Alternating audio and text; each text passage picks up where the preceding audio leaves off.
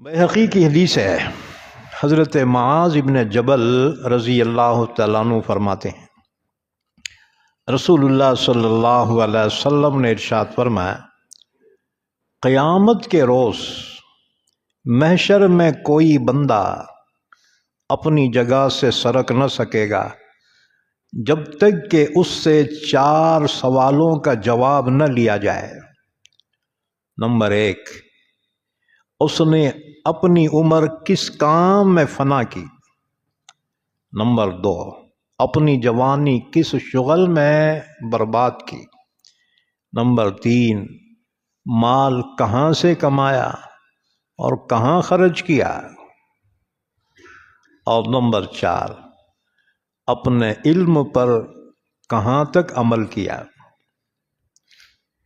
ایک اور حدیث، حضرت عبداللہ ابن عمر رضی اللہ تعالیٰ عنہ فرماتے ہیں، رسول اللہ صلی اللہ علیہ وسلم نے ایک مرتبہ خطبہ دیا جس میں فرمایا، اے جماعت مہاجرین، 5 خصلتیں ہیں جن کے متعلق میں اللہ سے پناہ مانگتا ہوں کہ وہ تمہارے اندر پیدا ہو جائے۔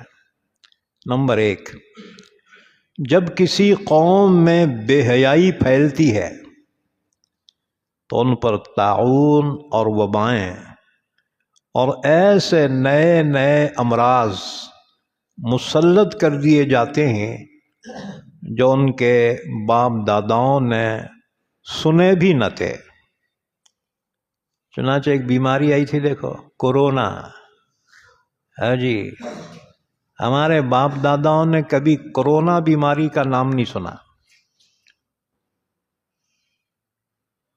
ایک جھٹکے میں 50 لاکھ آدمی مر گئے، 50 لاکھ آدمی، ہاں جی، 8 کروڑ آدمی پازیٹیو ہو گئے۔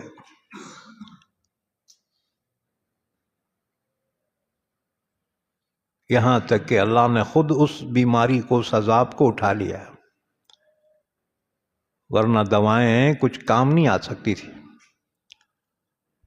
تو حضور صلی اللہ علیہ وسلم نے فرمایا، جب کسی قوم میں بے حیائی پھیلتی ہے تو ان پر طاعون اور وبائیں اور ایسے نئے بیماریاں مسلط کر دی جاتی ہیں جو ان کے باپ داداؤں نے سنے بھی نہ تھے۔ نمبر 2، جب کسی قوم میں ناپ تول کے اندر کمی کرنے کی بیماری پیدا ہو جائے تو ان پر قحط اور مہنگائی اور مشقت اور محنت اور حاکموں کے ظلم مسلط کر دیے جاتے ہیں۔ اب ہمارے اس دور پہ خود ہی اندازہ لگائیں کہ اس کی وجہ کیا ہے۔ نمبر 3، جب کوئی قوم زکوٰۃ ادا نہ کرے، جب کوئی قوم زکوٰۃ ادا نہ کرے تو بارشیں روک دی جاتی۔ نمبر 4، جب کوئی قوم اللہ اس کے رسول کے عہد کو توڑ ڈالے تو اللہ تعالیٰ ان پر اجنبی دشمن کو مسلط فرما دیتے ہیں جو ان کے مال بغیر کسی حق کے چھین لیتا ہے۔ اندازہ لگائیں، طرح طرح کے ٹیکسز کیا ہیں، یہ وہی ہیں۔ نمبر 5، جب کسی قوم کے ارباب اقتدار کتاب اللہ کے قانون پر فیصلہ نہ کریں اور اللہ کے نازل کردہ احکام ان کے دل کو نہ بھائیں تو اللہ تعالیٰ ان کے آپس میں نفرت اور لڑائی جھگڑے ڈال دیتے ہیں۔ یہ حدیث ابن ماجہ اور بیہقی نے روایت کی ہے۔ اس شان پہ امت ہوئی قربان محمد، ہم ختم نبوت کی حفاظت کے امیر ہیں، ہم زندہ و بیدار ہیں مردار